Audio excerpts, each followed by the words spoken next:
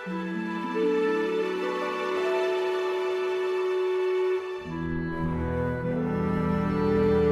अवस्था में नहीं है। अब यहाँ आप षष्टियांश नीचे देख रहे हैं, इनका षष्टियांश कौन से लग्न का बन रहा है? वृश्चिक लग्न का बन रहा है। तो वृश्चिक लग्न का बन रहा है मतलब इनका जो डेट ऑफ बर्थ है उसे थोड़ा 10-15 मिनट पीछे या 10-15 मिनट आगे करने की हमें आवश्यकता है। तभी इनका डेट ऑफ बर्थ हमें सही मिल पाएगा। समय जो है वो, जब तक हमें धनु का ना मिल जाए। गुरुजी ये समय ना 11:48 है, 11:58 था। 11:58 है, ठीक है।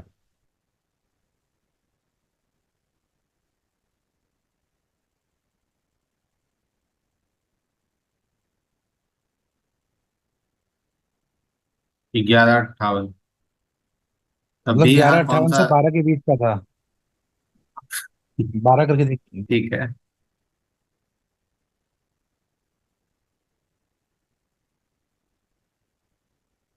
12 बजे दोपहर ना? जी गुरुजी।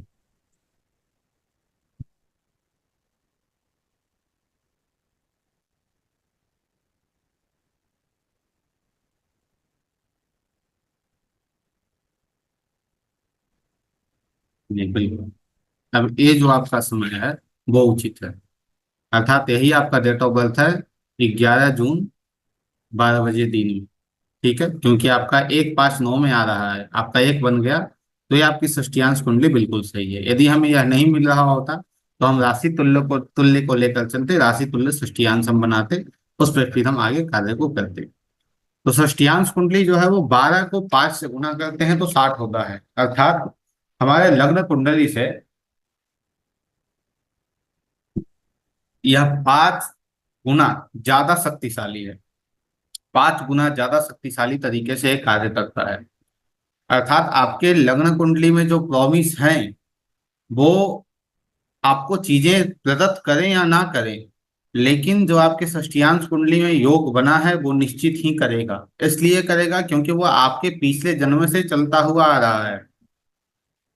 पिछले जन्म से वो चीजें आपको मिल रही हैं, इस कारण वह आपको इस जीवन में भी कंटिन्यू रहेगा।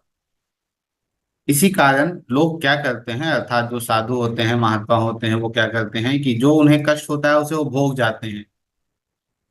किसी को कैंसर हो गया, वो भोग जाता है कि भाई जो हुआ होने दो, कोई दवा नहीं लेना, कुछ नहीं करना, इस जन्म में है, इस जन्म में खत्म कर लेना है। इसलिए यह प्रयास किया जाता है जीवन में कि जितना ज्यादा हो सके हम धार्मिक कार्य को करें, अध्यात्म से हम जुड़े रहें, अपने आप को जितना बेहतर से बेहतर हो सके अध्यात्म के प्रति। यदि हम ऐसा नहीं करते हैं तो यह जो साइकिल है षष्टियांश का, वो पुनः अगली जो हमारी कुंडली होगी उसमें भी जाएगा। जैसे इनके षष्टियांश में बुध बैठा है प्रथम में। अब ये बुध बता रहा है कि ये जो कम्युनिकेशन, अर्थात ये जो मार्केटिंग है, मार्केटिंग लाइन इनके पास है, या आज से नहीं है, ये बहुत पहले से इनके साथ चल रहा है। इसलिए इसमें ज्यादा इन्हें एफर्ट्स नहीं डालने पड़ते होंगे, ज्यादा इन्हें परिश्रम नहीं करना पड़ता होगा। किस व्यक्ति से कैसे बात करना है, बात करने की शैली क्या रहेगी, वो इन्हें बताने की आवश्यकता नहीं है। थोड़ा सा पुश करने की आवश्यकता है, सब चीजें इनके पास रहेंगी। जैसे चतुर्थ में गुरु बैठा है, तो इन्हें विशेष रूप में मन को शांत रखने के लिए हमें ज्यादा समझाने की आवश्यकता नहीं रहेगी। तो जो हर भाव में बैठा है, जैसे प्रथम भाव आप स्वयं हैं, दूसरा भाव क्या है, आप ग्रहण करते हैं चीजों को। जो भी आप ग्रहण कर रहे हैं किसी भी प्रकार से हो, हम षष्टियांश पे बात कर रहे हैं, तो वो दूसरा भाव है। तीसरा भाव आपका आकर्षण है, आप जिन चीजों के पीछे अट्रैक्ट होते हैं वो चीजें हैं। चतुर्थ भाव आपका मन है, आपका मन कहाँ लग रहा है। पंचम भाव आपका चित्त है। और छठा जो है, आप विरोध करते हैं किसी का। सप्तम प्रथम से ठीक सामने है, अर्थात हमें वो पूर्ण कर देता है। अष्टम जो है वो हमें बदलाव लाता है। नवम अध्यात्म है, जब अध्यात्म हमें जागता है तो हमारी जागृति हो जाती है। दसम कर्म है। एकादश उस कर्म से की गई अपनी इच्छा पूर्ति है, और 12वां भाव आपकी मुक्ति है। तो इनके जैसे दूसरे भाव में षष्ठीयांश कुंडली के अंतर्गत केतु बैठा है, तो उसे आप डिकोड करेंगे कि भाई इनका जो पूर्व जन्म रहा, इससे पहले का जन्म रहा, वो कैसा रहा। तो उस जन्म में जो इनका परिवार था वो बिल्कुल सात्विक होगा। इनकी वाणी कही जाए, यदि केतु यहाँ अच्छी अवस्था में बैठा है तो वाणी इनकी बहुत मधुर होगी, एक त्यागी की वाणी होगी। अब मधुर का तात्पर्य है कि यहाँ चंद्रमा को लेके हमें नहीं आना है कि बहुत ज्यादा मधुर हो जाएगा।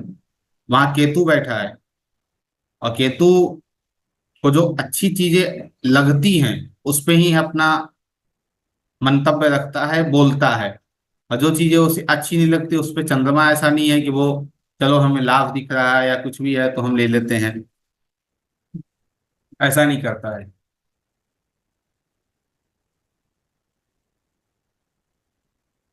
तो षष्टियांश में उन ग्रहों को पहले मार्क कीजिए जो ग्रह आपके जीवन में अत्यधिक समस्या देने वाले हैं।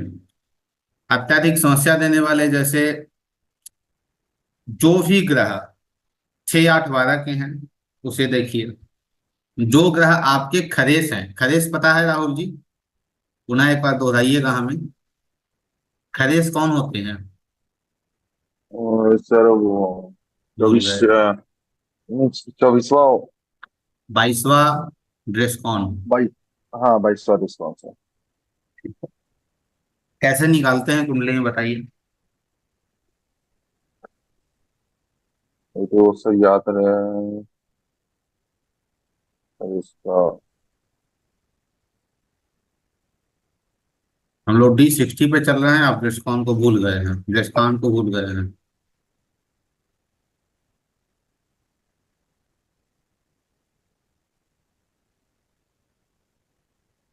सबसे पहले इसमें खरेस को देखिए।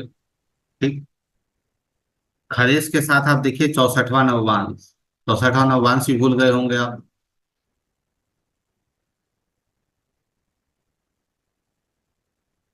64वां नववांश, नववांश कुंडली का अष्टम भाव का जो अधिपति होगा वही 64वां नववांश है। खरेस 22वां खरेस जो है उसे आप 8वें भाव से ले सकते हैं। 8वां भाव का जो अधिपति है रेस्कान का, वो खरेस होगा। नववांश चले गए, नववांश के साथ एक और नववांश में आते हैं जिन्हें हम कहते हैं 8वां नववांश। अर्थात आपके कुंडली में 8वें नववांश में जो ग्रह गया है, 8वां नववांश अर्थात 23.20 डिग्री से 26.40 डिग्री तक में जो भी ग्रह आपके कुंडली में इन अंशों पे हैं, इन डिग्रियों पे हैं, वो आपके 8वें नववांश में चले गए। जैसे इनके कुंडली में 26.23 में चंद्रमा है, वो 8वें नववांश में है। 25 25 24 पे गुरु हैं, वो 8वें नववांश में है। अब इनकी दशाएं जब भी इनके कुंडली में आएंगी तो इन दशाओं में इन्हें कष्ट प्राप्त होगा। एक खरेस है, 8वां नववांश में है, 64वां नववांश है। ये जो है वो इन्हें विशेष रूप में समस्या देगा। छठे का, 8वें का, 12वें का जो स्वामी है, छठे का, 8वें का और 12वें का जो स्वामी इस षष्टियांश कुंडली के अंतर्गत है वो इन्हें समस्या देगा। जैसे छठे का स्वामी कौन है? बुध है। 8वें का स्वामी कौन है? मंगल है। 12वें का स्वामी कौन है? गुरु है। अब इन्हें यह देखिए कि क्या इस षष्टियांश कुंडली वो पीड़ित अवस्था में है? 6 8 12 के स्वामी, तिक भावों के स्वामी। तो बुध लग्न में बैठे हैं, लग्न पे किसी की दृष्टि जा रही है, शुक्र की जा रही है और सूर्य की जा रही है। सूर्य त्रिकोण के स्वामी हैं, शुक्र जो है वो 2 और 7 के स्वामी हैं। अर्थात इस अवस्था में बुध जो है पीड़ित अवस्था में नहीं है। अब पीड़ित नहीं होने के कारण विपिन जी आपका कम्युनिकेशन स्किल कैसा है? अच्छा है या बुरा है? बहुत गुरु अच्छा जी है। अच्छा है। अच्छा है, सेल्स में तभी चल रहा है मेरा। अब वो अच्छा होने का कारण क्योंकि बुध वहां पे ठीक अवस्था में। अब दूसरा है 8वें का स्वामी। 8वें का स्वामी मंगल बैठा है शनि के साथ। क्या कुछ एक्सीडेंट वगैरह हुए हैं जीवन में? गुरु जी छोटे मोटे होते रहते हैं, बट मेरे को ज्यादा चोट लगती नहीं है। ठीक है। नहीं लगती है वो ठीक है, लेकिन चोट वगैरह लगते रहना एक चीज होती है, क्योंकि मंगल शनि साथ में बैठा है। अब वहां पे एक चीजें और घटित होंगी, वो यह घटित होगा कि वहां बैठा कौन है, साथ में शनि बैठा है, अर्थात आपको चोटें तभी कम लगती हैं जब आप स्वयं ड्राइव कर रहे हैं या फिर स्वयं आप इन चीजों को कर रहे हैं, तो क्योंकि वहां गुरु शनि जी मेरे को वहां चोट जो बैठ। लगती है, हाँ, मतलब मैं खुद चलाता हूँ तो चोट लगती नहीं है, जब मैं पीछे बैठता हूँ तो चोट लगती है। मैं वही वही बता रहा हूँ, इसलिए ना, क्योंकि वहां दसम भाव का स्वामी बैठा है शनि। अर्थात जब आप कर्म कर रहे होते हैं तो चोटें आपको कम लगेंगी, चोटें आपको नहीं लगेंगी। और जब आप कर्म नहीं कर रहे हो तो ये पीड़ा आपको देगा, क्योंकि दसम का भी स्वामी वहां आ रहा है, साथ में चंद्रमा बैठा है। उसके बाद 12वें भाव का स्वामी, 12वें भाव का स्वामी क्या पीड़ित अवस्था में है या नहीं है? 12वें भाव का तो स्वामी गुरु, पीड़ित है। नहीं तो सर वो गुरु जी वो उच्च के नहीं है गुरु? गुरु उच्च के हैं लेकिन वो पीड़ित हैं।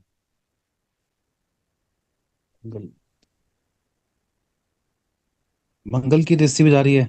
बिल्कुल, मंगल की दृष्टि जा रही है, 1 और 8 के स्वामी है वहां। 1 और 8 के स्वामी मंगल है, मंगल की दृष्टि जा रही है। और गुरु मंगल का जो योग बन रहा है वो, तो जब गुरु की दशा आपकी कुंडली में आएगी तभी आप यह गौर करेंगे कि आपके जीवन में अनेक प्रकार की समस्याएं आई हैं, अनेक प्रकार का नेगेटिव बदलाव आया है। जब गुरु की दशा आपके जीवन में लगेगी तो आप उस वक्त देखेंगे, समझेंगे। उसके साथ ही जैसे त्रिकोण के स्वामी की दशाएं हैं, वो अच्छी जाएगी। तो क्योंकि वह 5 गुना और बेहतर हो गए षष्टियांश में, ना कि वो खराब हो गए। उसके साथ जब आप अंतर दशा को देखेंगे या प्रत्यंतर दशा को देखेंगे और जब गोचर को देखेंगे तो आप षष्टियांश को अवश्य ही उपयोग में लेंगे। जब आप अंतर दशा को देखते हैं, जैसे अभी आपकी अंतर दशा चल रही है शुक्र की 21-31 5 2024 से, और जी शुक्र गुरु जी। आपके षष्टियांश कुंडली में सप्तम में बैठे हैं, सूर्य के साथ बैठे हैं। क्या 31 5 2024 से कुछ लर्निंग वगैरह आपका हो रहा है? गुरु जी ये मतलब एस्ट्रोलॉजी का ही कर रहा हूँ। वो कर रहे हैं, वो ठीक है। तो 31 5 से कुछ ज्यादा है या फिर पहले जैसा ही चल रहा है? नहीं, थोड़ा सा इंटरेस्ट और बढ़ा है। इंटरेस्ट बढ़ा है। आपकी संतान है? जी गुरु जी। उन लोगों की शिक्षा कैसी चल रही है अभी 31 5 से? गुरु जी छोटे ही हैं, जैसे बेटा फोर्थ क्लास में तो ठीक 8 साल? है, हम्म। और बेटी अभी छोटी है, 2 साल की भी नहीं हुई। हाँ, ठीक है, ठीक। तो ये चीजें यहाँ पे स्पष्ट हो रही हैं। तो तो ये गुरु जी जैसे हम्म, जो नवम पूछिए। भाव का, जैसे आपका ने बताया था ना, त्रिकोण में तो 9वीं राशि है, तो उसके भी स्वामी गुरु हैं। हाँ, बिल्कुल।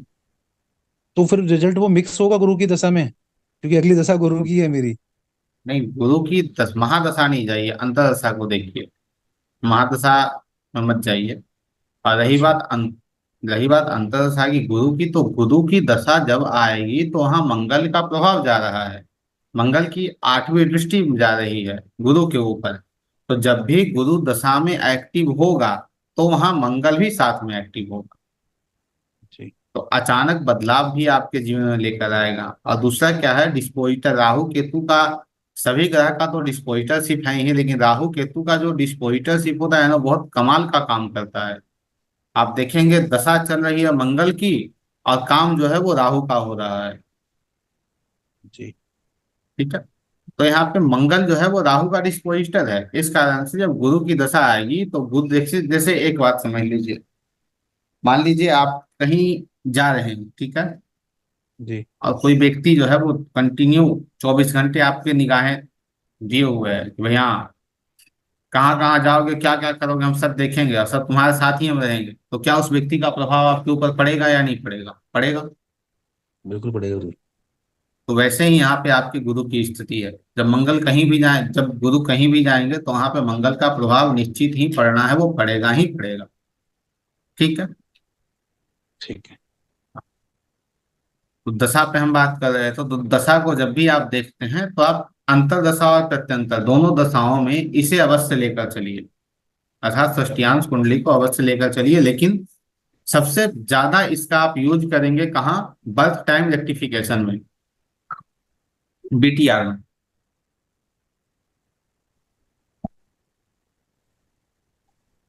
जैसे विपिन जी का है, ठीक है, तो समय निकल कर आया 12 बजे। अब विपिन जी से कुछ प्रश्न हमारे होंगे कुंडली को लेकर।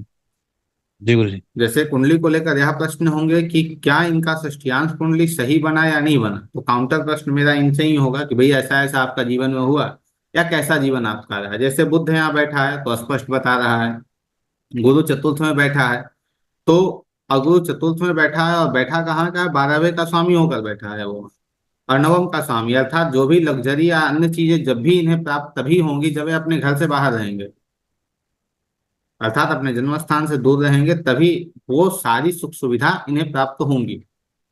क्या ऐसा है या नहीं है, वो बताइए। जी गुरु जी, मतलब बहुत ज्यादा दूर नहीं हूँ, 100 किलोमीटर दूर हूँ, पर दूर रह के ही हुआ है सारा। वातावरण चेंज है। हाँ, वातावरण थोड़ा चेंज है, हाँ, मतलब वो तो गाँव था तो। वातावरण चेंज है, फिर आपका कल्चर थोड़ा डिफरेंट होगा। हाँ जी।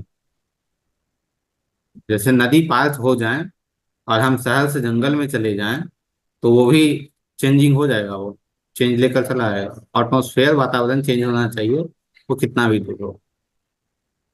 ठीक है। तो जी इनसे जो कुछ प्रश्न हम पूछ रहे हैं उसके जो उत्तर हैं वो मुझे सटीक मिल रहे हैं, अर्थात जो मैं पूछ रहा हूँ उसमें इनका हाँ आ रहा है, अर्थात इनका जो डेट ऑफ बर्थ है, जो समय है, बर्थ ऑफ टाइम, वो यही है, 12 बजे दिन में ही, ये निश्चित है। तो इससे हम बीटीआर भी कर लेंगे। इसके साथ हम बात कर रहे हैं दशा को लेकर, तो दशा आप समझ गए। उसके बाद अब आते हैं गोचर पे, तो गोचर में इसका इस्तेमाल हम कैसे करेंगे। सबसे पहले गोचर को लेते हैं।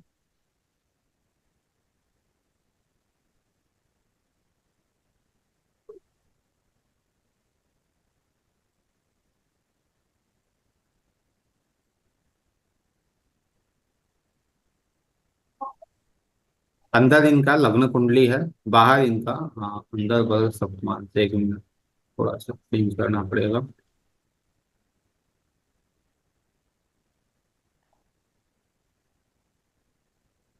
हम्म,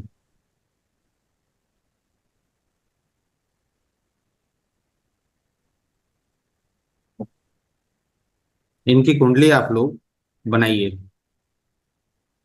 पहले इनकी कुंडली रख लेते हैं, पहले इनकी कुंडली बनाइए, उसके ऊपर हम लोग गोचर को लगाएंगे। ठीक है। ये षष्टियांश को बनाना है, ना कि लग्न कुंडली को बनाना है।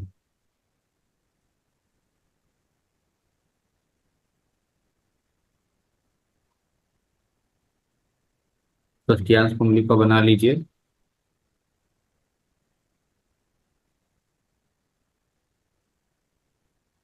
और ए, हाँ, और ये आज का गोचर है।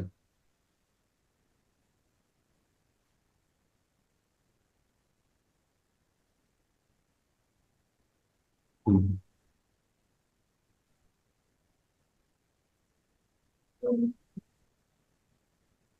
ठीक है।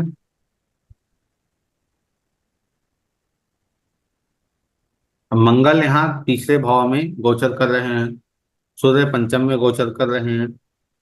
तो अभी जस्ट हमने इनसे पूछा कि भाई आपका शैक्षणिक जीवन कैसा चल रहा है, कुछ लर्निंग चल रही है, तो इन्होंने कहा हाँ।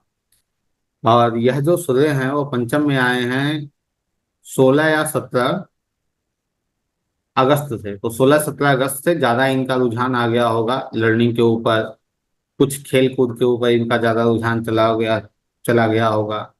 कुछ इनकी इच्छा जागृत हो रही होगी, चलो कुछ फिजिकल एक्टिविटी कुछ ज्यादा की जाए, ये सारी चीजें चल रही होंगी। मंगल तीसरे में गोचर कर रहे हैं, और इनके कुंडली के अंतर्गत मंगल कहाँ के स्वामी हैं? 1 और 8 के स्वामी हैं षष्टियांश के अंतर्गत, वो तीसरे में गोचर कर रहे हैं। तो इनका डॉक्यूमेंट संबंधित कोई चीजें जो हैं वो अचानक ठीक हो जाएंगी या कोई फंस जाएगा। दोनों चीजें हमें यहाँ पे मिल रही हैं मंगल के साथ। मंगल लग्न के भी स्वामी हैं, अष्टम के स्वामी हैं।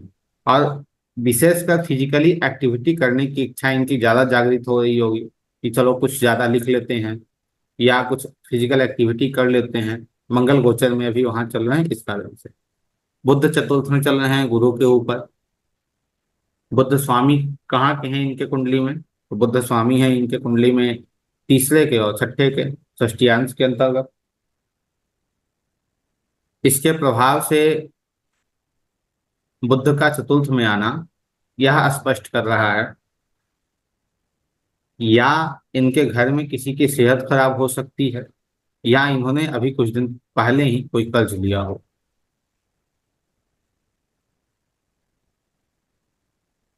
इसके साथ प्रमुख जो चार ग्रह हैं, शनि, गुरु, राहु और केतु, उसे देखिए, क्योंकि ये समय के साथ 1.5 साल रहेंगे।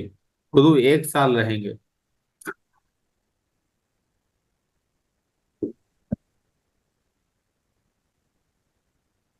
गुरु केतु के ऊपर चल रहे हैं दूसरे भाव में।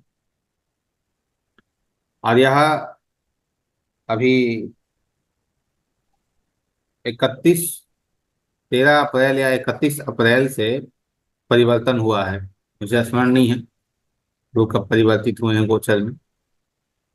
उस वक्त से केतु के ऊपर गुरु का गोचर होना, दूसरे भाव में गोचर होना, यह स्पष्ट कर रहा है, गुरु केतु का योग संपादित हो रहा है। तो यह स्पष्ट कर रहा है कि यह व्यक्ति ज्योतिष की ओर ज्यादा रुझान होगा गुरु केतु के योग के कारण। दूसरा है, इन्हें धन की प्राप्ति भी हो सकती है, लेकिन यदि वो सात्विकता के साथ रहें तब, ज्योतिष के साथ जुड़े रहें तो इन्हें धन की भी प्राप्ति इस समय हो सकती है। पारिवारिक संबंध जो है इनका वो ठीक रहेगा। मेरे गुरुदेव सदैव एक बात कहते थे गोचर को लेकर कि भाई, या तो फल पे छुरी गिरे या फल छुरी पे गिरे, कटना तो फल को ही है। वैसे ही केतु के ऊपर गुरु आए या गुरु के ऊपर केतु आए, कटना तो गुरु को ही है। कटना तो गुरु को ही है, अर्थात नवम भाव और द्वादश भाव संबंधित थोड़ी समस्या भी इन्हें मिल सकती है। केतु पे आते हैं तो केतु छठे भाव में बैठे हैं, तो छठे को वो एक्टिव करेंगे। छठे को वो एक्टिव करेंगे। राहु 12वें में जा रहे हैं, वो 12वें को एक्टिव करेंगे। छठा भी होगा एक्टिव, 12वां भी एक्टिव होगा और साथ में इनका एकादश भाव भी एक्टिव अवस्था में आ रहा है। तो केतु के लिए हम यहाँ पे प्रेडिक्शन या इनसे आप पूछ सकते हैं कि क्या आपने कोई कर्ज वगैरह लिया है केतु के पीरियड में? अभी हाल फिलहाल में तो गुरु जी कोई कर्ज नहीं लिया। अभी हाल फिलहाल नहीं, केतु अभी लंबे समय से चल रहे हैं वहां। 2023 के 30 अक्टूबर से चल रहे हैं। क्या कोई कर्ज आपने लिया है? नहीं गुरु जी, कर्जा तो नहीं लिया। छठे भाव संबंधित कोई एक्टिविटी आपने की? छठे भाव में तो गुरु जी जॉब का ही है, बल्कि जॉब में थोड़े इश्यूज चल रहे हैं अभी। हाँ, जॉब में इशू कुछ चल रहे हैं, तो छठा भाव तो वहां तो तो छोड़ने का आ मन कर गया। रहा है जॉब में। ठीक है, जो छठा भाव आ गया वहां भी। हाँ जी। जैसे कर्ज भी आप लेते हैं तो वो नेगेटिव रूप से उसे एक्टिव कर देगा। नौकरी में समस्या आ रही है तो भी उसे नेगेटिव रूप से एक्टिव ही कर रहा है जॉब में। और जी जॉब गुरु जी। छोड़ने की आप सोच रहे हैं इसलिए क्योंकि आप जॉब से डिटैच हो रहे हैं, क्योंकि वहां केतु गोचर कर रहा है। जी गुरु जी। ठीक है। राहु 12वें में है, बताइए राहु 12वें संबंधित कोई योग, कोई चीजें आपके साथ घटित हुई?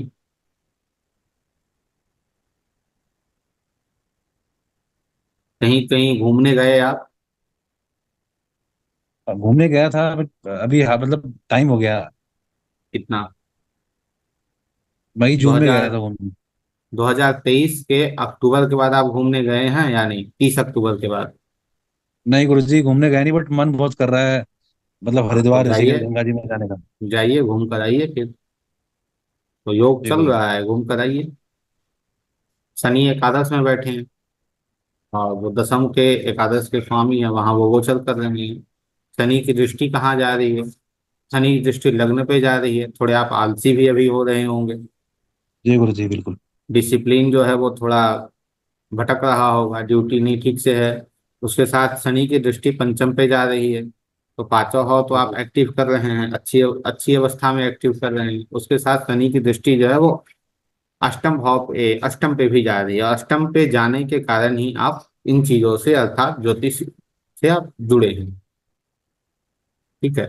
तो ऐसे आप गोचर को भी इंक्लूड करके देखेंगे, खासकर षष्ठीयांश कुंडली में, कि क्या षष्ठीयांश कुंडली आपको गोचर को लेकर बता रही है। वो एक्यूरेट, विशेषकर 4 ग्रहों पे फोकस करना है आपको, शनि, राहु, केतु और गुरु।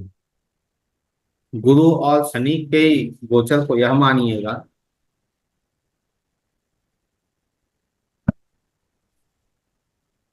शनि और गुरु के गोचर को यह मानिएगा कि वो जहां भी जाएंगे उसे एक्टिव कर देंगे। ठीक है, एक्टिव जी गुरु कर जी। देंगे अर्थात गुरु कहीं जाएंगे या शनि कहीं जाएंगे तो उस घर को एक्टिव करके आगे बढ़ जाएंगे। वैसा नहीं है कि वो आपको अच्छा कर देंगे या बुरा कर देंगे, वो सिर्फ एक्टिवेशन के लिए काम करेंगे। गोचर में एक्टिव करके उस घर को आगे बढ़ जाएंगे, अर्थात वह साल आपके लिए उचित है उस कार्य को करना जो उस भाव को दे रहा है। जैसे अभी गुरु दूसरे भाव में है, केतु के ऊपर है, तो आपके लिए उचित है दूसरे भाव संबंधित कार्य इस वर्ष करना। शनि एकादश में है, तो उचित है आपको एकादश एकादश भाव संबंधित कार्य करना। और गुरु की दृष्टियां जा रही हैं 1, 5, 9 में, इसलिए कहा जाए कि आप जो हैं वो नौकरी छोड़ने की इच्छा तो कर रही है, लेकिन आप छोड़ नहीं पा रहे हैं। छोड़ नहीं पा रहे हैं क्योंकि जब गुरु बैठ रहे हैं वहां दूसरे भाव में गोचर में, तो उससे 5वीं दृष्टि छठे भाव पे और 10वीं दृष्टि गुरु, उनकी 9वीं दृष्टि दशम भाव पे जा रही है। और यही योग के कारण आप नौकरी छोड़ नहीं पा रहे हैं। छोड़ने की इच्छा तो बहुत चल रही है, लेकिन आप छोड़ नहीं पा रहे हैं क्योंकि गुरु आपको वहां बचा के चल रहा है कि हाँ बचे रहो, अभी मत छोड़ो। जी गुरु जी। ठीक है, तो गोचर को ऐसे हम उपयोग में लेते हैं। दशा को आपको अंतरदशा प्रत्यंतर दशा दोनों में लेके चलना है। जैसे प्रत्यंतर दशा, अब इस कुंडली पे पहले आप बताइए राहुल जी, क्या आपका डेट ऑफ बर्थ है वो बिल्कुल सही है या नहीं? कभी चेक नहीं किया सर ज्यादा अपना। अच्छा, अब चेक हो जाएगा। कभी चेक नहीं किया, ठीक है।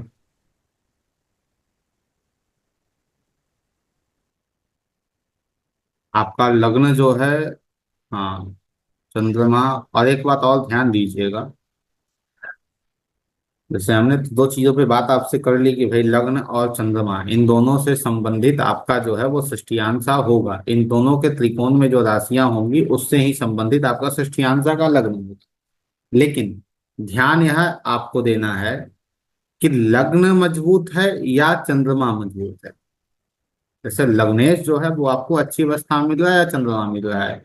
अब वो अच्छी अवस्था में कैसे देखना है? पीड़ित ना हो, स्वराशि हो, उच्च का बैठा हो, अपने मित्रों से उसके संबंध बन रहे हो, त्रिकोण के भाव के स्वामी की दृष्टियां उस पर पड़ रही हो। तो इनके कुंडली में लग्न का स्वामी चंद्रमा है और चंद्रमा दशम में बैठा है मंगल के साथ। मंगल जो है त्रिकोण के दशम भाव के स्वामी हो रहे हैं, जो अच्छी अवस्था में है। तो चंद्रमा संबंधित, चंद्रमा कौन सी राशि में बैठे हैं? एक राशि में बैठे हैं और उससे ही संबंधित इनका लग्न भी बन रहा है। तो इस अवस्था में इनका जो बर्थ ऑफ टाइम है वो बिल्कुल सही है, बिल्कुल सही है, उसमें कोई इशू नहीं है।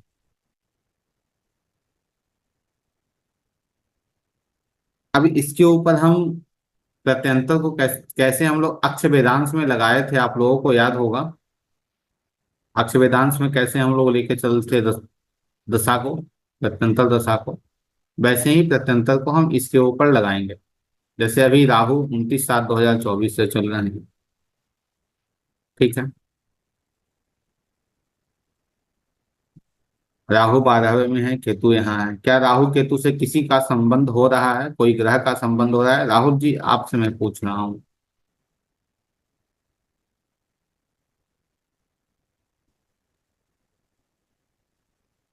राहु केतु से किसी ग्रह का गुरु संबंध का हो सर, रहा है। गुरु का सर केतु पे जा रहा है ना। ठीक है, राहु का कोई संबंध हो रहा है नहीं सर, राहु से नहीं हो रहा सर। कि कोई भी ग्रह का संबंध नहीं है? नहीं सर। अच्छा, मंगल की आठवीं दृष्टि। अब तो मुझे बताने की आवश्यकता नहीं है कि षष्टियांशा कैसे दशा में काम कर रहा है। ठीक है। जी बिल्कुल सर। जी। हाँ। शनि भी बकरी हो, बकरी तो लेते नहीं है अभी क्या, लेकिन जब बकरी होंगे तो वो चले जाएंगे 12 में। गुरुजी इसमें राहु की 9वीं दृष्टि सूर्य पे भी पड़ रही है ना? सूर्य। राहु की दृष्टियां नहीं लेते हैं सर। राहु केतु की दृष्टि नहीं रहता है। नहीं, गुरुदेव जो हैं वो स्पष्ट मना करते हैं राहु की दृष्टि लेने को। वो कहते हैं राहु की दृष्टि नहीं होती है, ना ही केतु की दृष्टि होती है। जी जैसे, गुरुजी। हाँ, एक उदाहरण मैं आपको दे रहा हूँ। जब हम ज्योतिष का प्रारंभ किए थे, आज भी तो प्रारंभ ही है, अंत कहाँ है इसका। तो उस वक्त जब हमें पढ़ाया गया, तो उस वक्त हमें यही पढ़ाया गया कि राहु की जो दृष्टियां होती है वो 9 होती है। मतलब 3 दृष्टियां होती हैं, एक 5 और 9। ठीक है। अब इस चक्कर में हम जिस भी कुंडली को उठाए, जो भी कुंडली मेरे सामने आई, और उस कुंडली में, और उनका यही स्पष्ट गोचर विशेष उनका फोकस था गुरुदेव का। अब गुरुदेव स्पष्ट कहते थे यह, जिनसे सबसे पहले मैंने ज्योतिष की शुरुआत की। वो यह कहते थे कि गोचर में राहु और केतु का जहां गोचर चला गया, वो भाव जो है वो पीड़ित अवस्था में हो जाएगा। वो सत्य है, होता भी है। ठीक, जहां राहु, जैसे अभी केतु आपके छठे में गोचर कर रहे हैं, विपिन जी, तो आपको नौकरी में समस्या मिल रही है। राहु 12वें में है, वहां आपको समस्या मिल सकती है। उसे हम यूटिलाइज कैसे करते हैं वो आप लोगों को भी पता है। तो अब वहां हमें दृष्टि भी देखनी है कि भैया राहु और केतु की दृष्टि भी है। तो एक बात आप स्पष्ट कीजिए कि व्यक्ति पूरे जीवन कभी सुखी रह पाएगा यदि राहु और केतु की दृष्टि हम गोचर पे लगा लेते? बताइए, नहीं गुरुजी। रह पाएगा सुखी? नहीं, नहीं। बिल्कुल। आज कोई समस्या, कल कोई समस्या। एक व्यक्ति है, बहुत ही अच्छा संबंध है उनसे हमारा। उनकी कुंडली मेरे पास आई और उस वक्त हम ज्योतिष की शुरुआत में थे। उनकी कुंडली आई और इस कॉन्सेप्ट को हम पढ़ रहे थे, राहु और केतु को। उनका प्रश्न था, भैया मेरा अच्छा समय कब आएगा? और उनका अच्छा समय हम ढूंढ रहे हैं, ढूंढ रहे हैं, मिल ही नहीं रहा है। भाई इसके बाद राहु यहाँ जाएंगे, इसके बाद राहु यहाँ जाएंगे, उसके बाद राहु यहाँ जाएंगे। जहां भी जाएंगे वो अपनी दृष्टियां डालेंगे। जैसे अभी यहाँ है, सपोज करते हैं कि अभी राहु जो है वो 12वीं राशि में है। अब 12वीं में है तो इन्हें अष्टम भाव संबंधित पीड़ा होगी, चतुर्थ भाव संबंधित पीड़ा होगी। उसके बाद फिर वो नीचे आ जाएंगे तो फिर पत्नी संबंधित समस्या आ जाएगी, इच्छा पूर्ति नहीं होगी। तृतीय भाव संबंधित डॉक्यूमेंटेशन में परेशानी आ जाएगी। फिर वो नीचे चले आएंगे तो 2 6 10 धन की समस्या हो जाएगी, नौकरी में समस्या हो जाएगी, कर्म ठीक नहीं चलेगा। तो क्या ये संभव है कि व्यक्ति पूरे जीवन परेशान रहे? यदि एक की कुंडली न है, सभी कुंडलियां हैं और सभी कुंडलियों में राहु गतिशील ही है। वो ऐसा नहीं है कि विपिन जी के कुंडली में जाके बैठे हैं आराम से कि नहीं इनके कुंडली में नहीं चलना है, और राहुल जी की कुंडली में जाकर कहें कि नहीं नहीं इनके कुंडली में तो पूरी चक्कर लगाना है पूरे 12 भाव का।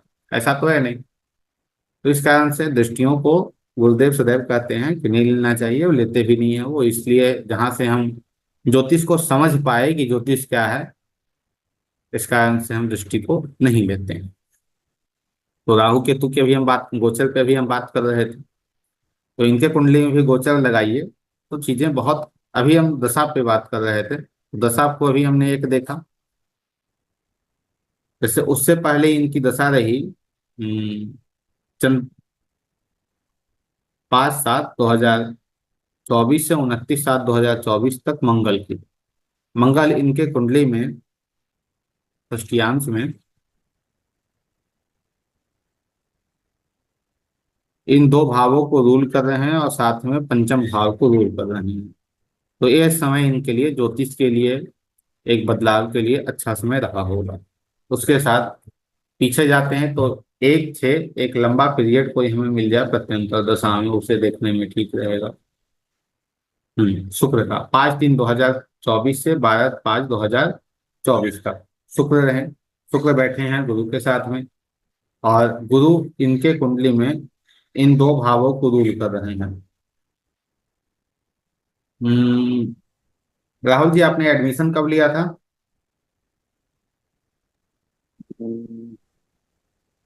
4 महीने हो गए, 4-5 महीने। क्या 5 मार्च या अप्रैल में? हाँ, लगभग। अब बार मार्च अप्रैल क्यों आ रहा है यहाँ? 9 और 12। 12वां भाव आ गया, अर्थात कैलिफोर्निया आ गया या विदेश आ गया। ठीक है।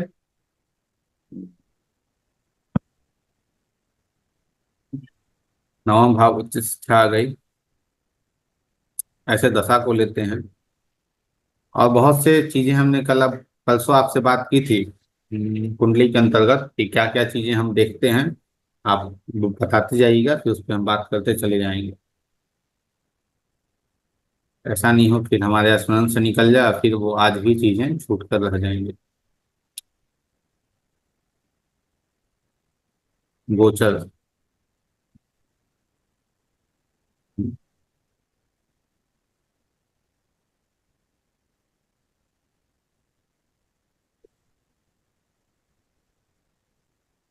अभी चंद्रमा कहाँ चल रहे हैं वो देखिए। चंद्रमा इनके कुंडली में दूसरे भाव दूसरे में भाव। चल रहे हैं। ठीक है। क्या दूसरा भाव, गुरु शुक्र है, दूसरा भाव वहां बैठा है, गुरु शुक्र संबंध, अर्थात चार भाव इसमें आ रहे हैं। दूसरा भाव, सप्तम भाव, नवम भाव और द्वादश भाव। विशेष रूप में देखेंगे तो दो भाव को लेकर चलेंगे हम, सप्तम को और नवम को, क्योंकि ये दोनों मूल त्रिकोण राशियां दोनों ग्रहों की हैं, अर्थात दूसरा भाव, सप्तम भाव, नवम भाव। क्या इन सभी भावों का यूज आपने अभी 1-2 दिन के अंदर किया है? दूसरा भाव का, सप्तम का, नवम का, 12वें का, बताइए। दूसरे का, सप्तम का, नवम का। दूसरा भाव धन है, सप्तम हम्म। भाव बिजनेस, दाम्पत्य जीवन। हम्म। नवम भाव जो है सो एक तरीके से देखा जाए तो भाग्य है, और हम्म। अन्य तरीके से जैसे हम पूर्वज को देखते हैं, पूर्वजों का आशीर्वाद, इन चीजों को देखते हैं। 12वां भाव जो है वो, 12वां भाव का एक तो यूज हुआ है, हॉस्पिटल है। बिल्कुल। ठीक बिल्कुल है। सर हुआ। हाँ, हम्म। तो ये चीजें अब गुरु के ऊपर है, गुरु किसका कारक है वो भी आपके सामने आ जाएगा। तो हम्म। बहुत माइनस, छोटी से छोटी चीजें आप अच्छे से यहाँ से देख सकते हैं और समझ सकते हैं। फिर हमने बात की थी दान किसका करना है, तो जो ग्रह आपके षष्टियांश कुंडली में खराब अवस्था में बैठे हैं, क्योंकि 5 गुना खराब हो रहा है वो, एक नहीं है। हम्म। जैसे इनके कुंडली में आप ले लीजिए, शनि। शनि मेष में बैठे हैं, नीच के हैं। नीचोच पे तो भाई ज्यादा विशेष हम लोग बातचीत करते नहीं है। शनि के ऊपर किसी की दृष्टि जा रही है, किसी की दृष्टि नहीं जा रही है शनि के ऊपर। नहीं सर। ठीक है। और कोई ग्रह जो इनके कुंडली में अच्छी अवस्था में ना हो, दो बातें समझिए यहाँ। जैसे शनि लग्न में बैठा है, या तो ये डिसिप्लिन, ड्यूटी और कर्म, इन तीनों को लेकर बहुत पॉजिटिव होंगे, अर्थात बहुत बेहतर होंगे अपने जीवन में कि हाँ, मुझे अपने डिसिप्लिन को, ड्यूटी को, कर्मा को, तीनों अच्छे से करना है। शनि यहाँ अच्छी अवस्था में है, तब ये चीजें हम्म। रहेंगी। यदि शनि अच्छी अवस्था में इनके कुंडली में नहीं होता, तो डिसिप्लिन इनका नहीं होता, ड्यूटी नहीं होता, कर्म इनका नहीं होता। तो जैसे जब जहाँ जब जितने समय से इनसे हमारा संपर्क है, और जब से इन्हें हम जान रहे हैं, उसके अनुसार हमें या तो स्पष्ट होता है कि ये डिसिप्लिन के पक्के व्यक्ति हैं, ड्यूटी से अपने सभी कार्य को भी करते हैं, कर्मा भी ठीक है, और शनि भी यहाँ हमें कुंडली में ठीक अवस्था में दिख रहा है। एक तरीके से हम इसे बीटीआर भी कर रहे हैं, बर्थ टाइम रेक्टिफिकेशन भी कर रहे हैं कुंडली देखने के साथ साथ। गुरु, क्या गुरु पीड़ित अवस्था में है? तो गुरु भी यहाँ पे पीड़ित अवस्था में नहीं है, क्योंकि शुक्र दूसरे और सातवें के स्वामी है और कोई चीजें नहीं दिख रही है। तो गुरु भी यहाँ पे ठीक अवस्था में है।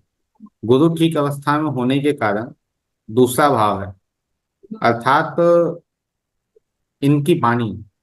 दूसरा भाव क्या है? वाणी है। वाणी के साथ हम जो जिन चीजों को ग्रहण करते हैं वो दूसरा भाव हमें दर्शाता है। तो किसी चीज को जब इन्हें ग्रहण करना हो तो इन्हें आसानी से हो जाता होगा, उस पर कोई कठिनाइयां इन्हें नहीं आती होंगी। जैसे धन की जब आवश्यकता हो तो वो पूर्ण हो जाता हो, उसमें कोई विशेष चीजें उसमें नहीं लगती होंगी। गुरु भी ठीक अवस्था में है। शुक्र की बात करें तो शुक्र भी यहाँ ठीक अवस्था में है। उसके बाद बुध की बात करें तो बुध भी ठीक अवस्था में है, बुध पे किसी की दृष्टियां नहीं है। मंगल की, तो मंगल भी यहाँ ठीक अवस्था में है। केतु ठीक है, केतु भी ठीक अवस्था में है। सूर्य जो है वो ठीक अवस्था में नहीं है, एक अष्टम में है और एक चौथे में चले गए हैं। ये अष्टम में है और मंगल की चौथी दृष्टि वहां जा रही है, और मंगल अष्टम का स्वामी भी है। इस कारण से इनके पिता का जो जीवन होगा वो संघर्ष में बीता होगा। कैसा है वो बताइए राहुल जी बिल्कुल आप। सही बात है। ठीक है। दूसरा, आप षष्ठीयांश कुंडली में ग्रह को देखकर उसके कारक को भी आप समझेंगे। सिर्फ ग्रह को देखिए, उससे समझ लीजिए कि भाई इस ग्रह के कारक की क्या अवस्था है। जैसे सूर्य पीड़ित है, तो सूर्य पीड़ित है तो निश्चित ही है कि आपका जो है वो क्या कहा जाए, हाँ, कहीं ना कहीं कहीं आपको डी फेम भी होना पड़ता है, कहीं बहुत फेम भी मिल जाता है। सरकार संबंधित थोड़ी समस्याएं भी जीवन में आ जाती हैं, तो कभी और चीजें भी घटित होती हैं।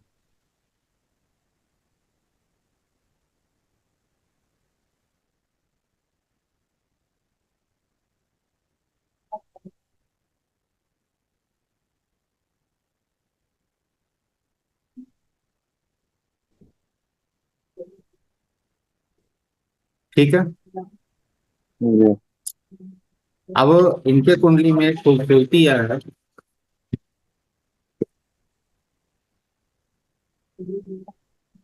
जी। जी सर।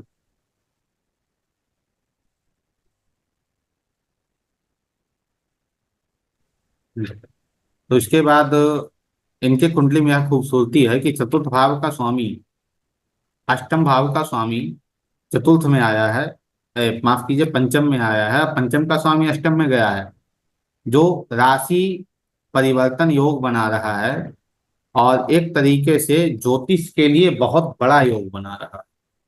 ठीक है। तो ज्योतिष में जो इनकी समझ है, जो हम जब जब से इन्हें हम समझ रहे हैं या जान रहे हैं, तब से अभी तक में ज्योतिष पे जो सबसे ज्यादा पकड़ इनकी हुई है, हमें नहीं लगता है कि क्लास में किसी और की उतनी अच्छी पकड़ होगी। आवाज जा रही है ना हमारी? जी गुरु जी। जी जी। राहुल जी की जो पकड़ हुई है वो और किन्हीं की पकड़ नहीं वहां तक पहुंच पाई है, तो वो षष्टियांश का ही कमाल है, षष्टियांश ही वहां कर रहा है। अब केतु छठे में बैठा है तो इन्हें सेवा करनी चाहिए ज्योतिष से ही लोगों की, तो बहुत हद तक इनका ज्योतिष सार्थक हो जाएगा।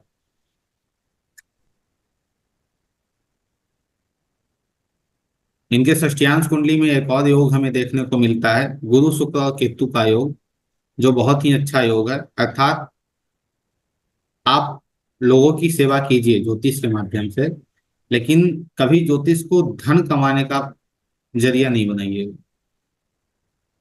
जी क्योंकि गुरु शुक्र और केतु जब यहाँ उपस्थित हैं तो धन तो आपको नहीं मांगने पे भी आपको धन बहुत मिल जाएगा इससे। लेकिन जिस व्यक्ति को आप मिट्टी भी उठा कर दे देंगे ना, उसका कल्याण हो जाएगा, वो व्यक्ति सुखी हो जाएगा। आप कोई उपाय बता देंगे, वो उपाय उसका काम करेगा, वो अच्छा है आपके लिए। ठीक है। दान पे बात कर रहे थे, तो इनके कुंडली में तो हमें दान से संबंधित एक ही ग्रह दिख रहे हैं जिसका दान इन्हें करना चाहिए, वो सूर्य का। सूर्य संबंधित दान करें, सूर्य के लिए आप कोई अनुष्ठान वगैरह करें, इनके मंत्र जप आप कर सकते हैं। दान के बाद अब आता है मंत्र जप। तो सूर्य का एक मंत्र जप इसलिए मैंने आपको बताया कि वो उसकी नेगेटिव एनर्जी जो है वो ठीक हो पाएगी, क्योंकि सूर्य यहाँ 5 गुना ज्यादा नकारात्मक हो रहा है। लेकिन ज्योतिष से जुड़े हैं तो बहुत हद तक चीजें आपकी ठीक रहेंगी। उसके साथ दूसरा आ रहा है, वही दान तो हो गया। दान के बाद हम मंत्र जप किसका करें? तो जो आपके षष्ठ्यांश कुंडली में बहुत अच्छी अवस्था में बैठा है, त्रिकोण पंचम से और नवम से संबंध बना रहे ग्रह जो सात्विक है। सात्विक ग्रह कौन कौन से हैं? सात्विक ग्रह कौन कौन से हैं? सात्विक से चंद्रमा, गुरु और शुक्र। गुरु शुक्र। पुनः दोहराइए। चंद्रमा, गुरु गुरु, चंद्रमा, गुरु। चंद्रमा। शुक्र। जी सर। चंद्रमा, गुरु, शुक्र सात्विक हैं। सूर्य भी सात्विक है गुरु जी। शुक्र तो राजसिक है ना। वही तो हम कह रहे हैं, शुक्र को कहाँ लेके आ रहे हैं? रात चंद्रमा। हो जाएगा। हाँ, चंद्रमा, गुरु और सूर्य, ये 3 सात्विक प्लैनेट है। तो आपके कुंडली में पंचम से और नवम से संबंध बना रहे सात्विक प्लैनेट में जो अच्छी अवस्था में है वो गुरु है। तो गुरु के मंत्र जब आपके लिए लाभदायक रहेंगे। फिर पंचम भाव का जो अधिपति है, पंचम भाव का पंचम से पंचम का जो अधिपति है, पंचम का जो अधिपति है, उसके मंत्र जप आपके लिए लाभदायक होंगे। जैसे सूर्य है और गुरु हैं, उनके मंत्र जप आपके लिए बहुत ही ज्यादा लाभदायक रहेंगे। उनके मंत्र जप आप कीजिए। कौन से देवता की पूजा करें? तो षष्ठ्यांश कुंडली में देखिए, यही 3 ग्रहों, यही 3 भाव पे फोकस करना है और किसी भाव के ऊपर नहीं जाना है इसमें। 3 जो आपके लग्न हैं, पंचम और नवम, विशेषकर पंचम और नवम। अष्टम भाव आपका कर्म का कुंडली है, और उससे दसम जो है वो, उससे जो माफ कीजिएगा, अष्टम भाव जो है वो आपका पूर्व जन्म की कुंडली है, और उससे दसम जो है वो आपके कर्म की कुंडली है। तो जब हम कर्म को ठीक कर रहे होते हैं या कर्म को बेहतर कर रहे होते हैं, पूर्व जन्म के कर्मों को, तो हमें पंचम को संभालने की आवश्यकता है। और हमें या हमारी कुंडली को शक्ति प्रदान कौन करता है? कौन सा भाव ऐसा है जो हमें शक्ति देता है? बताइए।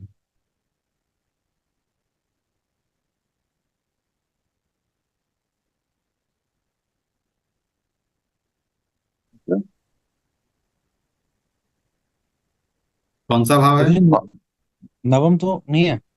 राहुल जी, आप बताइए कौन सा भाव है? नवमी होगा ना सर, भाग्य हमारा तो वही डिसाइड करता है ना। हम शक्ति की बात कर रहे हैं, हम उसकी बात कर रहे पर हैं। लगन। हम उसकी बात कर रहे हैं कि जो हमारे जीवन को चलाने में सहायता करता है। शक्ति क्या है? शिव और शक्ति है ना। शक्ति क्या जी है? सकते। शक्ति है कि शिव को चलने में सहायता प्रदान करते हैं, वही शक्ति है। हम्म। शक्ति अर्थात दूसरा भाव। दूसरा। यदि दूसरा भाव नहीं जीवन में रहे तो क्या हम चल पाएंगे? नहीं सर। कुछ भी हो पाएगा हमारे जीवन में? भाग्य काम करेगा? नहीं करेगा। हम्म। तो दूसरा भाव, अष्टम से दूसरा कौन है? नवम है। और अष्टम से नौ। दसम कौन है? पंचम है। तो इसलिए इन 2 भाव जो है वो आपके लिए बहुत महत्वपूर्ण है। तो इन 2 भाव संबंधित आप देवता की पूजा कीजिए। इन 2 भाव को ही लेके चलना है, जितना ज्यादा आप यूटिलाइज कर लीजिए वो बहुत बेहतर है। जैसे आपकी कुंडली में अष्टम से दसम के दसम में मंगल बैठे हैं और अष्टम के ही स्वामी होकर बैठे हैं, वो यह इंडिकेट कर रहे हैं कि यह व्यक्ति या तो पूर्व जन्म में ज्योतिष से जुड़ा होगा, या यह व्यक्ति पूर्व जन्म में अनैतिक कार्य किए होंगे। ठीक है। मंगल का वहां होना यह भी है कि आप लॉजिकली बहुत बेहतर हो सकते हैं, जो आप सामने प्रस्तुत भी होते हैं, दिखते भी हैं। तो ये चीजें भी सामने आती हैं। मंत्र जप हो गया। देवता का चयन, देवता का चयन आप नवम भाव से करेंगे। मंत्र का चयन आप पंचम से कीजिए, देवता का चयन आप नवम से करें कि नवम भाव के अधिपति कौन है, उसके उस देवता की पूजा करनी है। पंचम के जो अधिपति हैं, उससे जो देवता संबंध में आ रहे हैं, उस देवता के आपको मंत्र जप करने हैं। अब जैसे षष्टियांश है, एक मिनट।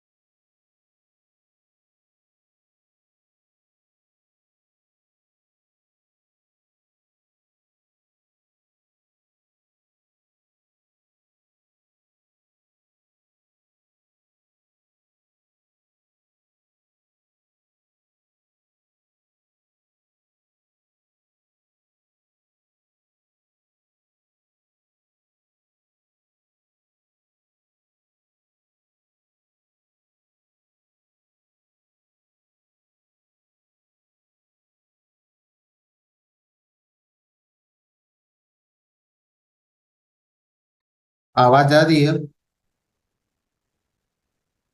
जी गुरु जी। नहीं सर, आ रही है। वो थोड़ा वाईफाई का नेटवर्क का इशू था, इसलिए।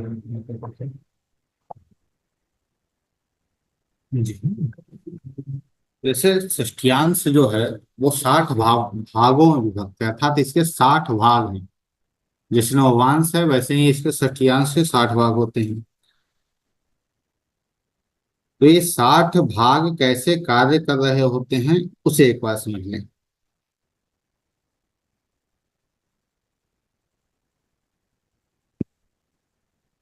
इसके एक अलग अलग देवता हैं, और देवता के साथ इसकी अलग अलग डिग्रियां भी हैं।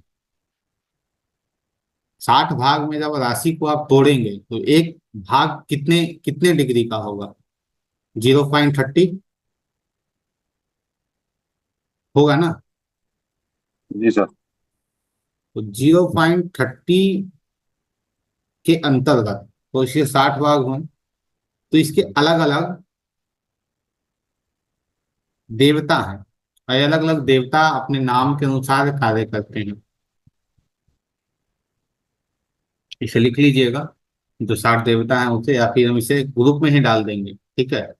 ग्रुप में डाल देंगे लिस्ट को, आप उस लिस्ट को देख लीजिएगा, समझ लीजिएगा, वो ठीक रहेगा। जैसे पहला देवता जो है वो घोड़ा है, दूसरे देवता राक्षस हैं, तीसरे देव हैं, चौथा कुबेर है, पांचवा यक्ष है, 10वां देवता जो है वो अग्नि। अग्नि कौन हो गए? जो 5 डिग्री से पे हैं, मतलब 5 डिग्री से 5 डिग्री 30 सेकेंड 30 मिनट तक जो भी ग्रह आपके लग्न कुंडली में हैं, वो किस में चले जाएंगे? वो अग्नि में चले जाएंगे। अग्नि क्या है? ज्वलनशील है। और ज्वलनशील होने के कारण, जैसे इस कुंडली में सबसे पहले देखते हैं, कोई ग्रह जो 5 डिग्री का हो, 5.5 डिग्री का शुक्र है, ठीक है। अब शुक्र कहाँ गए हैं? अग्नि में गए हैं। अब अग्नि ज्वलनशील है,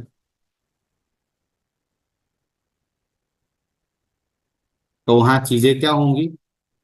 शुक्र पत्नी है, शुक्र धन है, शुक्र पैसन है, इन चीजों पे अग्नि का प्रभाव होगा।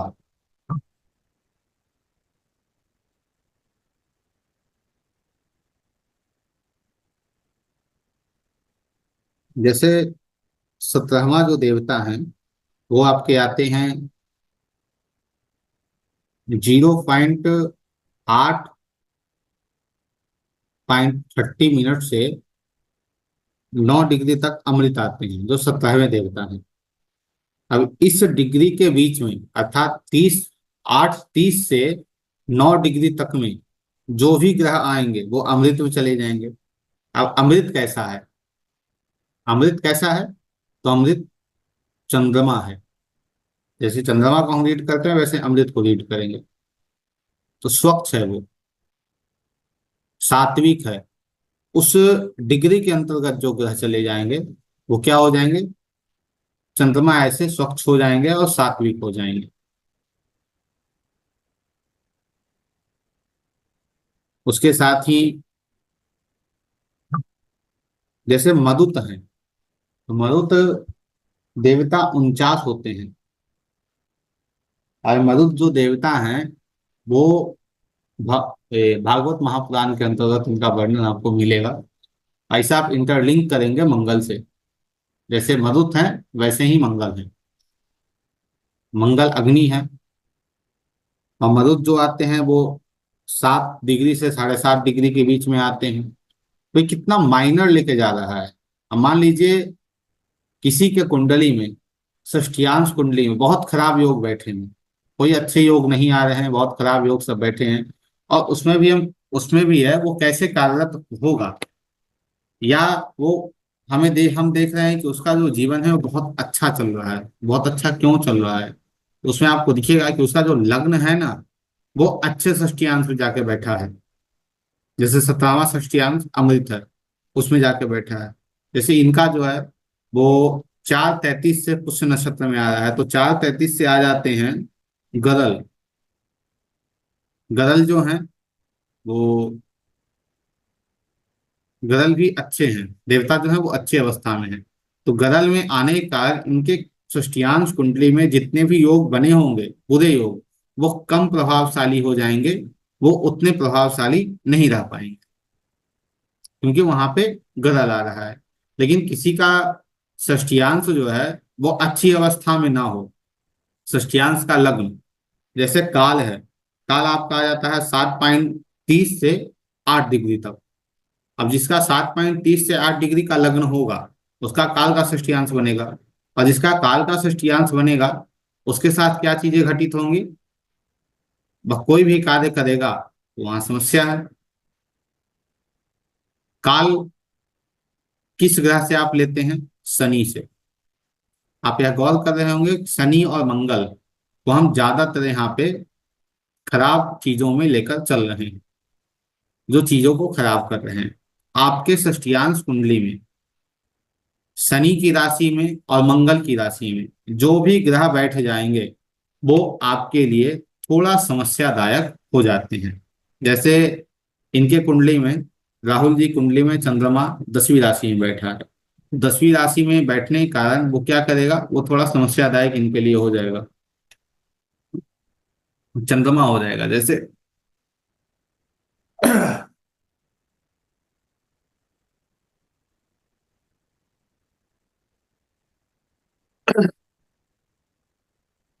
भावनात्मक रूप से आप कैसे हैं राहुल जी? थोड़ा कमजोर। वो कमजोर कौन करता है आपको कुंडली के अंतर्गत? चंद्रमा जो शनि की राशि में बैठा है। अब मंगल की राशि में सूर्य बैठा है तो सूर्य पे हमने बात कर ली। तो मंगल और शनि की राशि में जो ग्रह बैठे हैं उसमें भी आपको विशेष ध्यान देने की आवश्यकता षष्ठीयांश के अंतर्गत रहती है। जैसे जो 60वें देवता है वो चंद्र रेखा है। जो 60वें देवता है वो चंद्र रेखा है। अब चंद्र रेखा क्या है? अच्छे देवता हैं, जैसा नाम वैसा गुण, वैसे ही लेके चलिएगा इसे। तो चंद्ररेखा अच्छे देवता होने के कारण जिस भी व्यक्ति के कुंडली में 29 30 से 30 डिग्री तक में लग्न होगा, उनके लिए वो ठीक है। अब जिनके लिए यक्ष हैं, यक्ष अच्छे देवता हैं, इन सब का लिस्ट आपको हम ग्रुप में डाल देंगे, उसके अनुसार आप अच्छे से विश्लेषण इसका भी कर पाएंगे।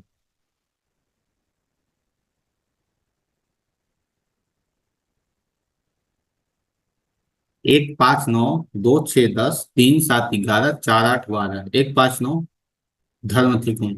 यह देखिए कि आपके षष्ठ्यांश कुंडली में धर्म त्रिकोण में सबसे ज्यादा ग्रह आ रहे हैं या कम आ रहे हैं।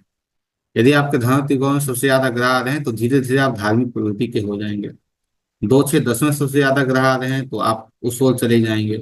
3 7 11 में आ रहे हैं तो उस ओर चले जाएंगे। 4 8 12 में आ रहे हैं तो आप उस ओर चले जाएंगे।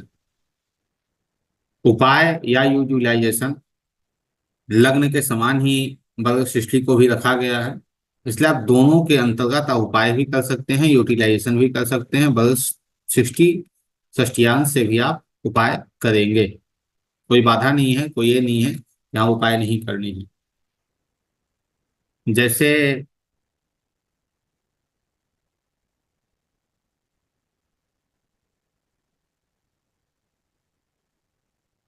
राहु का नक्षत्र,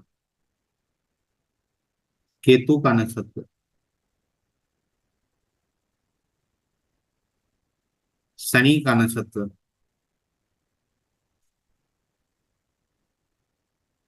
और सूर्य का नक्षत्र। सूर्य को कम लीजिएगा, लेकिन राहु केतु और शनि को 3 अर्थात 9 नक्षत्र आपके मिल गए। इन 9 नक्षत्र में आपके कुंडली में जो भी ग्रह गया हो, वो यदि षष्टियांश कुंडली में जाकर पीड़ित हो रहा हो तो वो आपके लिए समस्यादायक ही है, वो समस्या ही आपको देगा। जैसे शुक्र पुक्ष में है, गुरु पुक्ष में है, केतु पुक्ष में है, ये तीनों षष्टियांश में पीड़ित अवस्था में हैं। तो तीनों में से कोई भी षष्टियांश में पीड़ित नहीं हो रहे हैं। सूर्य अश्लेषा में आ रहा है, वो भी ठीक है। शनि पूर्वा फाल्गुनी है।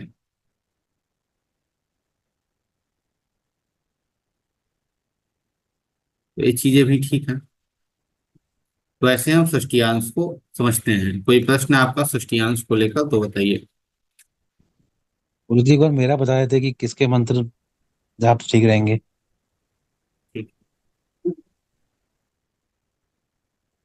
जैसे आपकी कुंडली है, तो आपकी कुंडली में षष्टियांश में देखिए पंचम का स्वामी सूर्य है, शुक्र के साथ बैठा है अच्छी अवस्था में। आप सूर्य के मंत्र जप अर्थात भगवान सूर्य के मंत्र जप कीजिए, आपके लिए ठीक रहेगा। आप इसमें लक्ष्मी नारायण योग को, जो विष्णु लक्ष्मी योग है, लक्ष्मी नारायण योग है, इन सब योग को देखेंगे।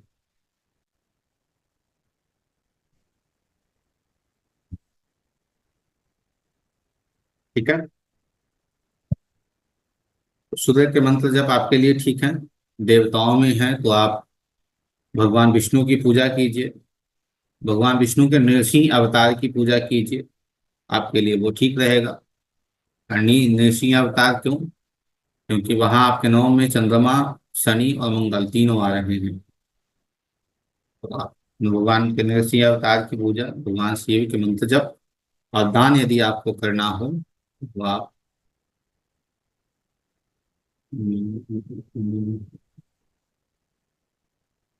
दान मंगल शनि दोनों का कीजिए। मंगल का, शनि का, ये दोनों का दान कीजिए, आपके लिए वो श्रेयस्कर रहेगा, ठीक रहेगा। सभी राजयोग को लगाकर देखिएगा, इसके ऊपर राजयोग कैसे कार्य कर रहे हैं। बिल्कुल अच्छे तरीके से आपको राजयोग कार्य करते हुए दिखेंगे।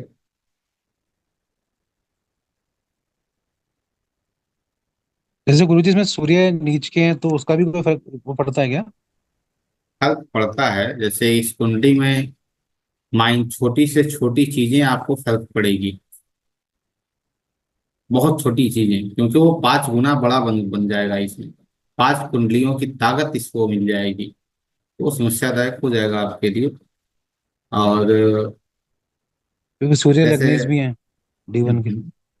ठीक है, सूर्य, हाँ ठीक है।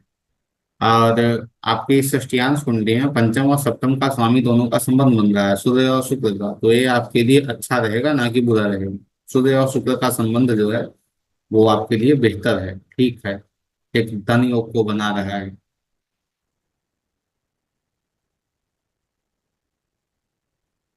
तो इनकी दशा आपके जीवन में अच्छी जाएगी। 31/5/2024 से कैसी चीजें आपकी चल रही हैं, ठीक है विपिन जी? विपिन जी, आप सुन पा रहे हैं?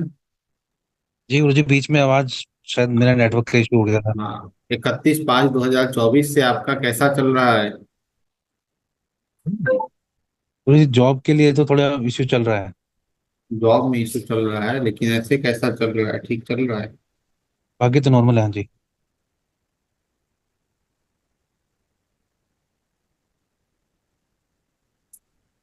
चलिए, और कोई आप लोगों का कोई प्रश्न हो तो बताइए।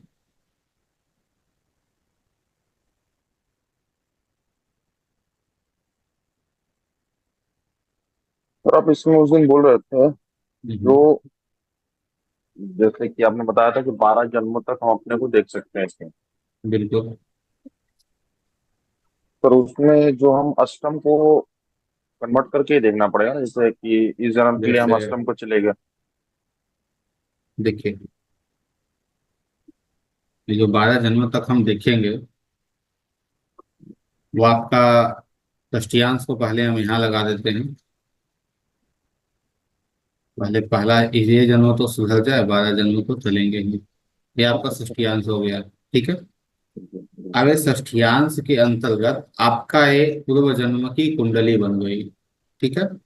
अष्टम जी। भाव को हम लग्न बना लिए, पूर्व जन्म की कुंडली बन गई। अब पूर्व जन्म के अंतर्गत आपके अंदर क्या चीजें थी उसे समझेंगे। जैसे सूर्य लग्न में बैठा है, आप एक राजा के तरह जीवन को आज भी जीना चाहते हैं, क्या मैं सही हूँ वो बताइएगा। बिल्कुल बिल्कुल सर। अब एक राजा का जीवन सूर्य लग्न में बैठा है, दशम का स्वामी बैठा है। आप एक चाहते हैं कि भाई मैं एक दंडाधिकारी बन जाऊं, कोई कुछ बोले तो उसे मैं दंड दे सकूं, ठीक है। ये चीजें आप अपने अंदर रखना चाहते हैं।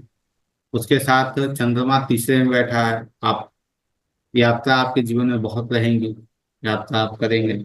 राहु पंचम में बैठा है, बुद्धि आपकी बहुत तीक्ष्ण होगी।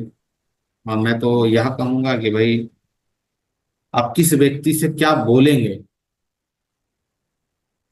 उस व्यक्ति को समझ में ही नहीं आएगा कि आप उस व्यक्ति से क्या बात किए और क्या चीजें उसके साथ घटित हुई। उसे उसके समझ में नहीं आएगा, उसके पल्ले नहीं पड़ेगा। लेकिन आप एक तरीके से कहा जाए कि चालाकी आप में कूट कूट कर रहेगी। आज के जमाने में चालाकी लोगों की आवश्यकता भी है। चालाकी कूट कूट कर आपके अंदर रहेगी। शनि छठे में बैठा है, आप नौकरी को अच्छे से करेंगे। सप्तम में शुक्र और गुरु बैठे हैं, तो धन के लिए, दाम्पत्य जीवन के लिए आपका ठीक है, लेकिन दाम्पत्य जीवन के लिए थोड़ा कष्टदायक रहेगा। नवम में आपके बुध बैठे हैं, यह भी आपके लिए ठीक है, कोई समस्यादायक नहीं है। और उसके बाद दसम में आपके मंगल आ गए। थोड़ा सा अपने ऊपर कंट्रोल रखिए आप कि जल्दी में हर चीज को करना, पर करना मत चाहिए, प्रारंभ मत कीजिए। केतु एकादश में बैठे हैं, आप अपने पहले के जीवन में समाज से डिटैच रहना पसंद करते होंगे, इच्छा आपके पास शून्य होंगी, और आज भी इच्छा आपके पास शून्य है। विशेष कोई इच्छा आप लेकर नहीं चलते हैं जीवन में। अब ये चीजें क्या सही है वो बताइए, उसके बाद हम आगे चलेंगे, जी सर। ठीक है। अब ये आपका पूर्व जन्म है, अब मान लीजिए यह आज की कुंडली नहीं है, आपके पूर्व जन्म की कुंडली है। ये आप पूर्व जन्म के अंतर्गत, ये पूर्व जन्म से आप इन चीजों को लेकर चल रहे हैं, ठीक है। आपका एक जन्म हो गया। अब इसके बाद फिर दूसरे जन्म के लिए हम फिर यहाँ जाएंगे और फिर इसे हम बना लेंगे। अब ये आपका वही हो तो, गया उससे पिछला जन्म। ये दूसरा जन्म हो जाएगा। हाँ, ये आपका दूसरा, ये उससे पिछला जन्म हो गया। उसके पिछले जन्म में आप क्या थे, क्या चीजें आपके अंदर थी। तो क्या कोई ऐसी चीज आपको मिल रही है इस कुंडली में जो आपको लग रहा हो कि हाँ पूर्व जन्म में भी था, इस जन्म में भी है? देखिए, एक चीज मैं आपके सामने रख रहा हूँ। सबसे पहले हम आते हैं लग्न कुंडली पे, माफ कीजिए, षष्टियांश के लग्न पे। इसे इससे मार्क करके रखिएगा। कहाँ गए भाई हमारे? हम्म, इस भाव को मार्क कर लीजिए, ठीक है। हम्म, हम्म। और इस भाव पे जो ग्रह हैं उसे अंकित करते जाइएगा, और इस भाव पे किसका किसका प्रभाव है उसे देखते जाइएगा, ठीक है। हाँ, हम्म,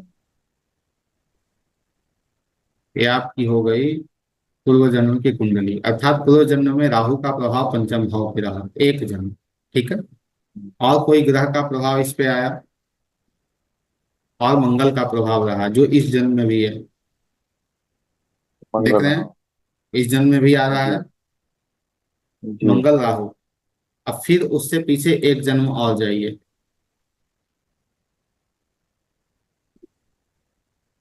अब फिर देखिए यहाँ प्रभाव किसका किसका आ रहा है। एक, दो, तीन।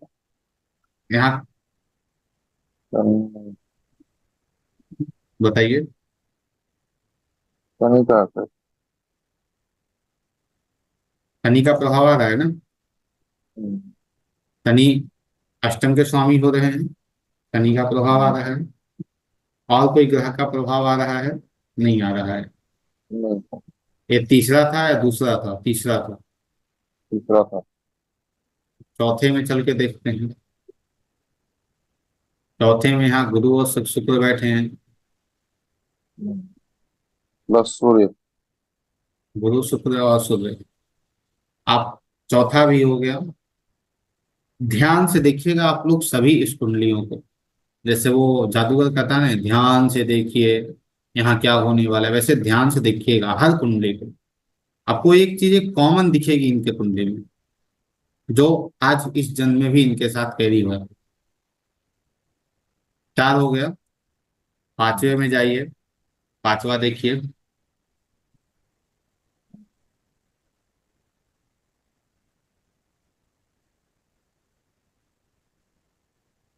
पांचवा देख लिए, समझ लिए, आगे बढ़े। पांचवे में तो कोई दिख नहीं रहा सर। कैसे नहीं दिख रहा है?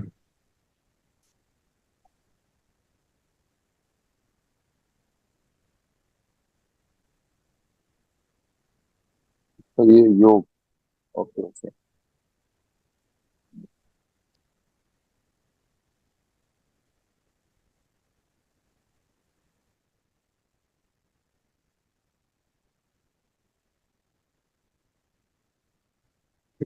5 हो गया।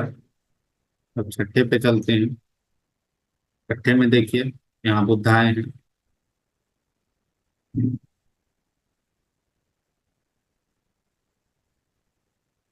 इस पे किसी ग्रह का संबंध आपको दिख रहा है पंचम भाव पे?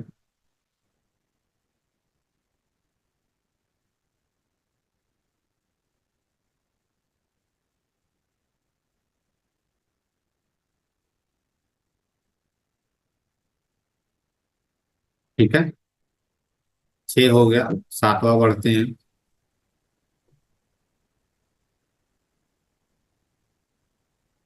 सातवें में किसी ग्रह का संबंध पंचम से? मंगल। मंगल कहाँ के स्वामी है? 1 और 8 के स्वामी है। इसके स्वामी को देखिए, इसके स्वामी का संबंध किसी ग्रह से हो रहा है?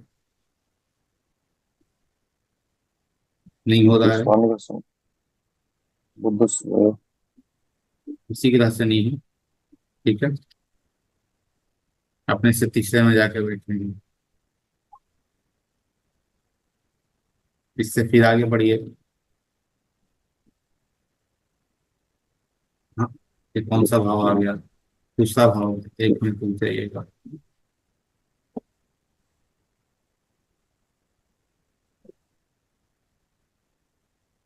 ठीक है। अब इसमें देखिए 8वां है। यहाँ केतु आ रहे हैं पंचम में। यहाँ पे दृष्टिवत राहु सामने है, और कोई ग्रह नहीं। गुरु आ रहे हैं। गुरु 8वें के स्वामी हैं। फिर यहाँ नवम में चले आइए। 9वें आपको शनि यहाँ दिख रहे हैं। शनि पे चढ़ा है, और शनि कोई ग्रह है यहाँ पे? है, और कोई नहीं।